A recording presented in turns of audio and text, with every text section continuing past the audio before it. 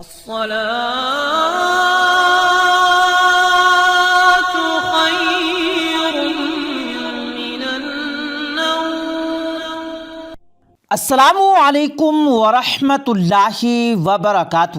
پیارے دوستوں، 5 عورتوں نے تنہا جب ایک مرد کا جنازہ پڑھا تو کیا معجزہ رونما ہوا، اور عورتوں کی یہ معجزہ دیکھ کر دوڑیں کیسے لگ گئی، یہ تمام تر جاننے کے لیے ویڈیو کو آخر تک ضرور دیکھے گا، اور اس ویڈیو کو لائک کرتے ہوئے چینل کو سبسکرائب کرنا بھی مت بھولیے گا، اور یاد سے بیل آئیکن کو ضرور پریس کر دیجیے گا تاکہ ہماری مزید دلچسپ ویڈیو بر وقت آپ تک پہنچتی رہے.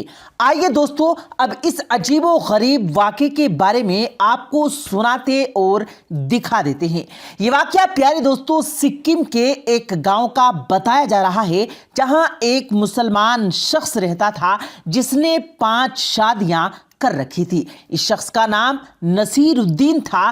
رات دن شراب کے نشے میں دھت رہتا تھا، اور گاؤں والے اس شخص کو بالکل پسند نہیں کرتے تھے اور اس سے ملنے سے بھی کتراتے تھے، لیکن پھر بھی اس کی 5 بیویاں ایک گھر میں اتفاق سے رہتی تھی.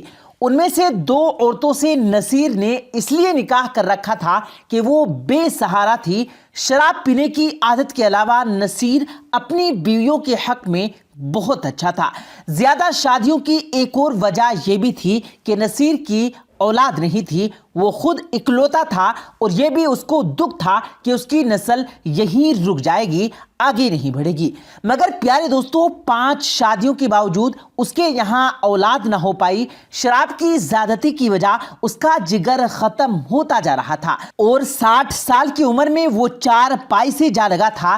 بیمار رہنے لگا، مگر پھر بھی شراب نہیں چھوڑی. اس کی بیویاں بہت پریشان تھی. ان کے منع کرنے کے باوجود نصیر شراب پینا نہیں چھوڑتا تھا. ایک رات پیارے دوستو ہوا کچھ یوں کہ اس نے حد سے زیادہ شراب پی لی اور سو گیا. جب اس کی ایک بیوی نے اسے جگایا تو وہ نہ جاگا. غور کرنے پر پتا چلا کہ اس کی سانسیں بھی نہیں چل رہی ہیں. سبھی بیویاں اکٹھی ہو گئی، اور جب دیکھا کہ وہ مر چکا ہے تو چیخنے اور چلانے لگی، کیونکہ نصیر کی نہ سانسیں چل رہی تھی اور نہ دل کی دھڑکن چل رہی تھی. اب پیارے دوستو مسئلہ یہ تھا کہ اس کے کفن دفن کا انتظام کیا جائے. انہوں نے گاؤں والوں کو مطلع کیا، بتایا، مگر گاؤں والے تو اس شخص سے پہلے ہی بیزار تھے. کوئی شخص نہیں آیا، نہ ہی کوئی اس شخص کی مدد کرنے کو تیار تھا. شام ہونے کو آ گئی، کوئی شخص اخلاقاً بھی نہیں آیا. حتیٰ کہ قریبی مسجد جا کر انہوں نے امام مسجد سے درخواست کی کہ غسل اور جنازے کا ہی بندوبست کروا دیا جائے، مگر امام مسجد نے صاف انکار کر دیا کہ بی بی، تمہارا شوہر شرابی تھا، جواری تھا اور بد اخلاق تھا، میں اس کا جنازہ نہیں پڑھاؤں گا، بہتر ہے آپ کسی اور سے یہ کروا لیں. پیارے دوستو، ان 5 عورتوں کی پریشانی اور بڑھ گئی. اب 5 بیویوں پر یہ بات صاف واضح تھی کہ جو کرنا ہے ان کو ہی کرنا ہے.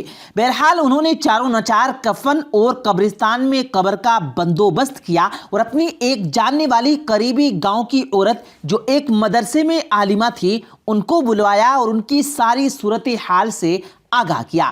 انہوں نے احادیث کی روشنی میں بتایا کہ عورت مرد کا جنازہ پڑھ سکتی ہے، اس لیے اللہ تعالیٰ بہتر جانتا ہے اور دیکھ رہا ہے. تو اب جب کوئی چارہ ہی نہیں تو ہمیں ہی اس کا جنازہ پڑھنا پڑے گا.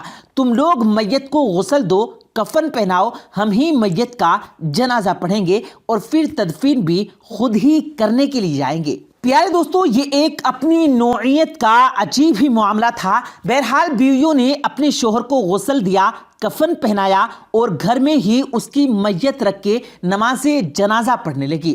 عالمہ عورت اس عورت کی امامت کرتے ہوئے نماز جنازہ کو پڑھا رہی تھی. لیکن پیارے دوستو ہوا کچھ یوں کہ جیسے انہوں نے نماز جنازہ پڑھنا شروع کیا تو ایک ایسا معجزہ رونما ہوا جس نے ان عورتوں کی دوڑیں لگوا دی. جی ہاں پیارے دوستو، آپ یقین نہیں کریں گے مگر یہ سچ ہے کہ نماز جنازہ ابھی شروع ہی ہوئی تھی کہ مردے نے لیٹے لیٹے لیٹے اپنی بیویوں کو باری باری نام سے پکارنا شروع کر دیا۔ پہلے تو سب کو وہم لگا، مگر جب مردے نے جواب نہ پایا تو وہ اٹھ کر بیٹھ گیا اور خود کو کفن میں دیکھ کر اس سے پہلے کہ وہ حیران ہوتا، ان سبھی عورتوں نے چیختے ہوئے دوڑ لگا دی اور کمرے سے باہر جا کر سانس لیا۔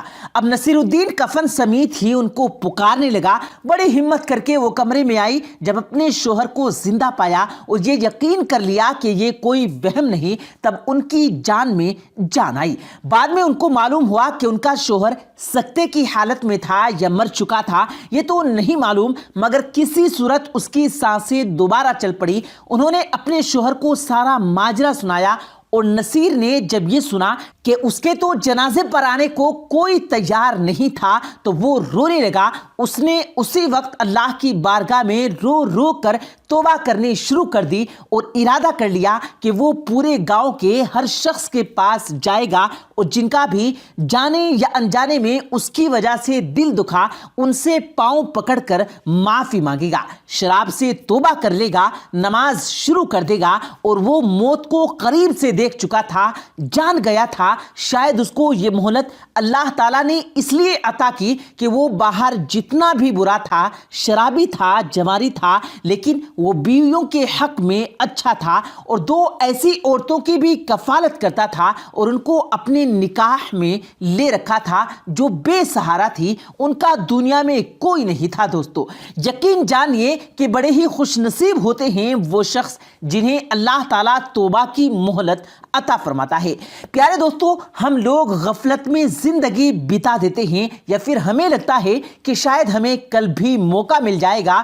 آج گناہ یا غلطی اگر سرزد ہو بھی چکی ہے اور ہم جانتے ہیں کہ ہم غلط ہیں تو بھی غفلت میں رہتے ہیں، تو بھی ہمیں توبہ کرنے کی توفیق نہیں ملتی، جبکہ یقین جانیے کل آپ کو موقع ملے یا نہ ملے، کسی کو کچھ پتہ نہیں کہ کون سا لمحہ آخری ہو۔ ساتھیوں، ہر کسی کو موقع نہیں دیا جاتا اور کب واپسی کا حکم صادر ہو جائے اور آنکھیں بند ہو جائیں، اس سے پہلے ہماری آنکھیں کھولنا بہت ضروری ہے۔